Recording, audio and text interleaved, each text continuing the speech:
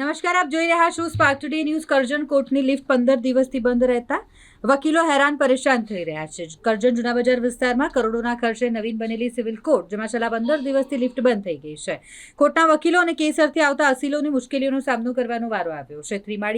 ત્રણ માળી આ ઇમારત કે જેમાં કોર્ટના ઉપરના ભાગે હોય, જેને લઈને અશક્ત અસીલો અને વકીલોને કોર્ટમાં જવું મુશ્કેલ બની ગયું છે. વકીલ મંડળના પ્રમુખ દ્વારા તંત્રને રજૂઆત કરવા છતાં લિફ્ટ રિપેરિંગ કરવામાં નથી આવી.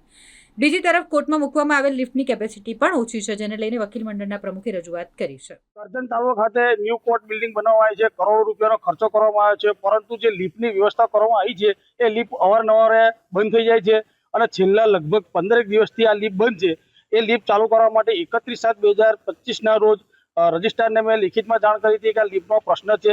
અનેક સિનિયર વકીલો, અનેક વયોવૃદ્ધ પક્ષકારો કોર્ટની અંદર અસીલો આવતા હોય છે. હું પ્રમુખ તરીકે રજૂઆત મારા ધ્યાને આવતા મેં લિખિત રજૂઆત કરી છે, પરંતુ એ બાબતે કોઈ પ્રશ્ન હલ થયો નથી. જેથી 4 તારીખે મેં નામદાર હાઈકોર્ટ તથા વડોદરા ડિસ્ટ્રિક્ટ કોર્ટને પણ મેલના માધ્યમથી લિખિતમાં જાણ કરી છે કે આ લિફ્ટનું સત્વરે ચાલુ કરવામાં આવે. દરેક જગ્યાએ ગુજરાત રાજ્યમાં નવી કોર્ટો બની છે, ત્યાં આગળ લિફ્ટની કેપેસિટી વધારવામાં આપવામાં આવેલી છે. અહીં કરજણ કોર્ટમાં જે લિફ્ટ બની છે ફક્ત 4 કે 5 જણની છે. જગ્યાનો છે તેમ છતાં પણ એની અંદર ખર્ચાનો કાપ મૂકે છે એ ખબર પડતી નથી અને આ લિફ્ટ ઘણી વખત બંધ થઈ જાય છે. અને બીજા પણ અનેક પ્રશ્નો એવા છે જેની અવારનવાર અમે રજૂઆત કરી છે અને આજ રોજ મીડિયાના માધ્યમથી આ તંત્રને જગાડવા માંગીએ છીએ કે આ લિફ્ટ સત્વરે કોઈ કામગીરી કરવામાં આવે.